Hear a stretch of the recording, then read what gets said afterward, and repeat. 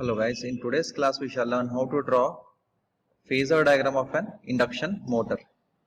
So before getting into this, one thing you should need to know, your induction motor is similar to that of your transformer. Okay, so one change what we find different in the induction motor here is your induction motor is rotatory one, where your transformer is stationary device. With that knowledge, we can make certain things out here. Your secondary part, that is rotor part of an induction motor, is a rotating one, as well as it is short circuited. How short circuited? You can see in the rotor part. If it is a squirrel cage induction motor, the rotor circuit is what? Short circuited with respect to what? End rings. Both end rings are short circuited. That is why the reason they're calling it as what? Short circuited. But the transformer secondary is what? Stationary, which is not a rotatory one. But you can see the transformer secondary part is always connected to certain load. It is not short circuited. Okay. And again, with that knowledge, let us define, let the magnetic flux be the linkage between the primary as well as secondary, whereas E1 be the induced EMF in the stator, whereas E2R is the induced EMF in the rotor. Okay.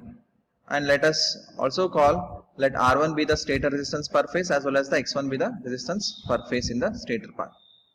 So with this knowledge, we are going to draw the phasor diagram. So whatever phasor diagram we are drawing in today's class, it is with respect to certain load condition. Okay, and that phasor diagram is with respect to this basic equivalent circuit. Okay, whatever phasor diagram we are drawing now, it is with respect to basic equivalent circuit. We are taking each and every parameter here in the circuit, in the phasor diagram. Okay, we are accounting each and every parameter. We are not leaving anyone. We are accounting each and every parameter. So first, let us draw with respect to stator part. Okay, so let us first consider the stator. You can see that I can write a KVL, that is voltage equation for the stator, and any of they have missed here E1. We know that E1 is the what? Voltage across this part. Okay, this E1, you can write it as voltage across this. E1 be the EMF across this particular part, primary winding, or E1 is across this also, because any of it is parallel, so E1 will be across this too. Okay, so V1 is equal to I1 into R1 plus JX1 plus E1, right? If I write KVL, it will be what? V1 is equal to I1 into, I can call it as Z1 also. So I1 into Z1 plus E1. Yes or not? You can see done here. E1 is equal to V1 is equal to E1 plus I1 into Z1. So what about this minus sign? How minus sign came here?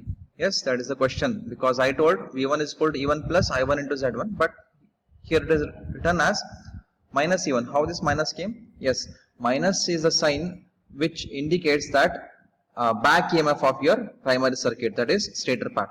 So E1 always opposes V1. Okay, so that is why the reason why we have indicated E1 with respect to minus. If there was no any back EMF, if it was supporting, if it was aiding, then I would have written it as what? Plus E1.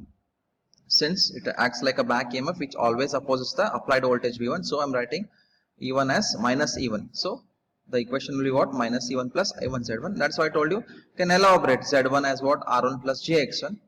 Again, if I multiply this, again they have missed minus here. Make sure you write minus here. Minus E1 plus I1 into bracket R1 plus JX1. If you multiply, what happens? I1 R1 plus J I1 X1 minus E1 will give you what? The supply voltage. Okay, so this is the whatever equation is there, it is with respect to the stator side.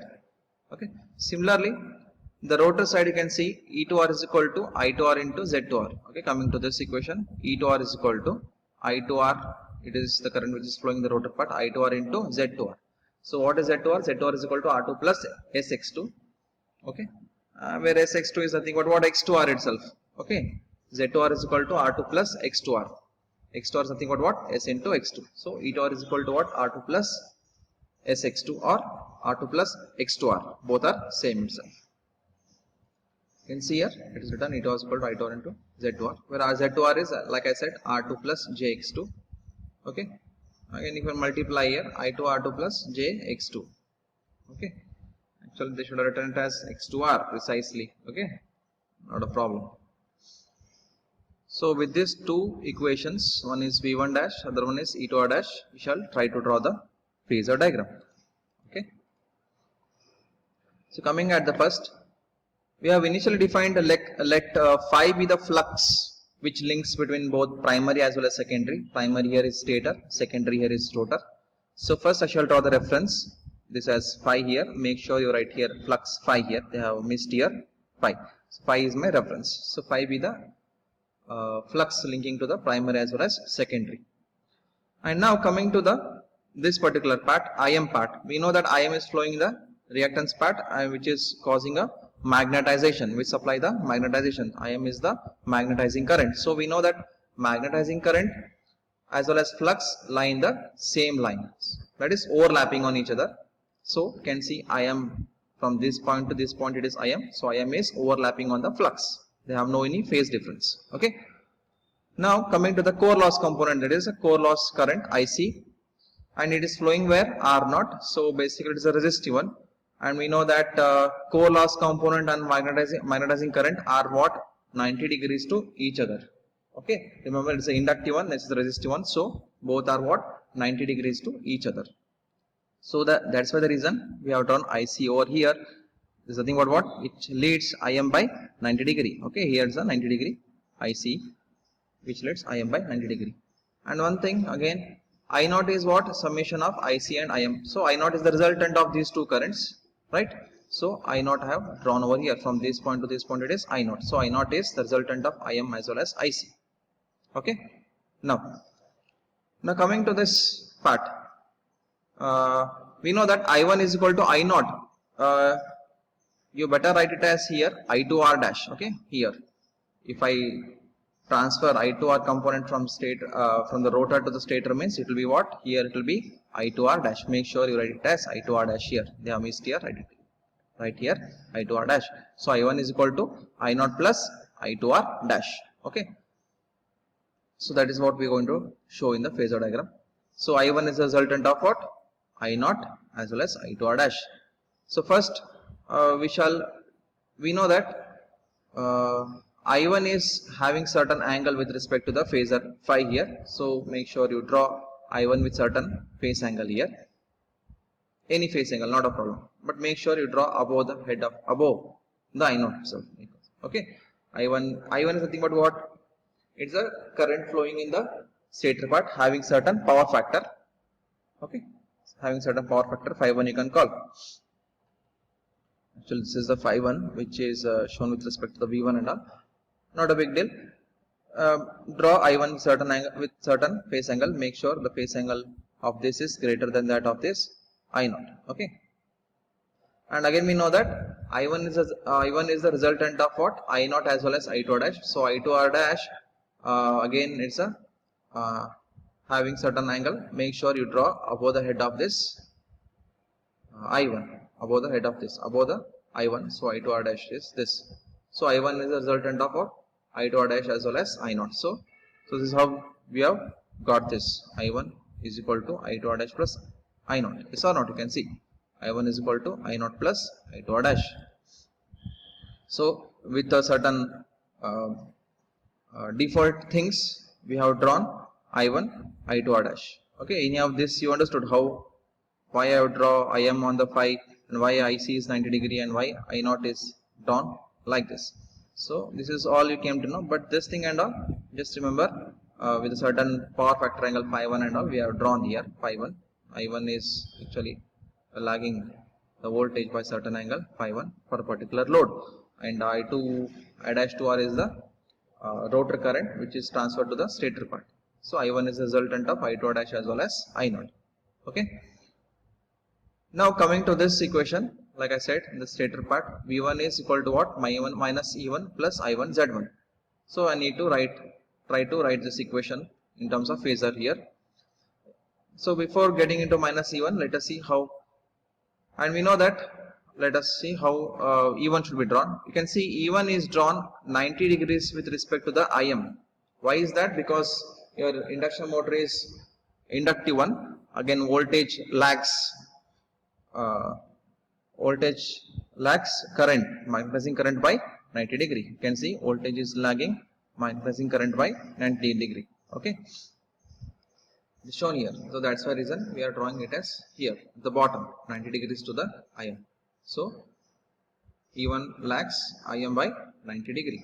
Okay, if E1 is here means obviously minus E1 will be top, right opposite to this. So without the same length, you can see E1 is over here, minus E1 is the opposite to that, opposite to E1, which is exactly 180 degrees 180 degree opposite to that of E1. So this and this will be having 180 degree minus E1. Okay, so minus E1 done. Now coming to this I1 Z1. So before coming to the I1 Z1, let us try to account. In here minus E1 is accounted. Let us account for I1 R1 as well as I1 X1. So first let us see I1 R1. You can see I1 R1 I have drawn at the head of the minus E1. Why I have drawn with certain angle here? How we come to know at what angle we need to draw and all? With this predefined values which I already told you before, you can see that I1 R1, this phasor as well as I1 are parallel in nature. Yes or not? Why they are parallel in nature? Because I1 R1 is the voltage drop in the resistance and I1 is the current flowing in the resistance. Yes or not? So voltage as well as current in the resistance, we know that with the basic knowledge both lie on the same phase. That's why the reason I1 as well as I1 R1 are parallel to each other. Okay, the reason is what? Why voltage and current are in the resistance are on the same phase. They will be not having any phase angle. So I1 R1 as well as I1 we have the same phase. So with this we have drawn the parallel to this with a certain distance. Okay. Now coming to this I1, where is it? Yes, I1 X1. This we have counted, this we have counted, this we need to account. I1 X1 is what? Actually, it's also voltage drop, but it is drop across what? Reactance. And we know that due to inductive nature, always I1 X1 will be having a leading in nature with respect to this drop. So you can see I1 X1 is leading I1 R1 by 90 degree. Why is the reason? Because inductive in nature, reactance inductive in nature. So I have drawn leading at an angle 90 degree. So summation of I1 R1 and I1 X1 will be what? In terms of dotted line I have written here I1 Z1. Okay, since I have accounted I1 R1 I1 X1 written here, so that's why the reason I have written in terms of dotted. If I miss this and this, then I would have written this with a thick line, continuous line. Since anyhow we have accounted I1 R1 I1 X1 as well as minus E1, so I am drawing this in terms of dotted line, that is I1 Z1. So finally what happens? V1. So resultant of this, what is the resultant of this? That is resultant of minus C1, I1 R1, I1 X1 will give me what? Will give me V1. V1 is the resultant of minus C1, I1 R1, I1 X1. So resultant of that is V1. So V1 I have drawn like this. From this point to this point I have drawn a line. Or simply you can write it at, or call it as what? V1 is equal to minus E1 plus I1 Z1. Yes or not? Here V1 is equal to minus E1 plus I1 Z1. So this is all we have with the top part of the diagram. Now still in here we have accounted this part, this equation we have accounted. What equation we have remained with? We have remained with E2R is equal to I2R into Z2R. Okay. Now coming to this, anyhow we have drawn I2R dash. Okay. Now we shall draw I2R. So before drawing this, we can draw I2R here. How we can draw I2R? We know that it's a, let us say your load is a inductive one connected to the your induction motor, and it lags by certain angle phi 2r. They have written it as O2R, you better call it as phi 2r. Let us say I2R is lagging your E2R by certain angle phi 2r. Okay, anyhow E2R is the EMF in the rotor part and I2R is what?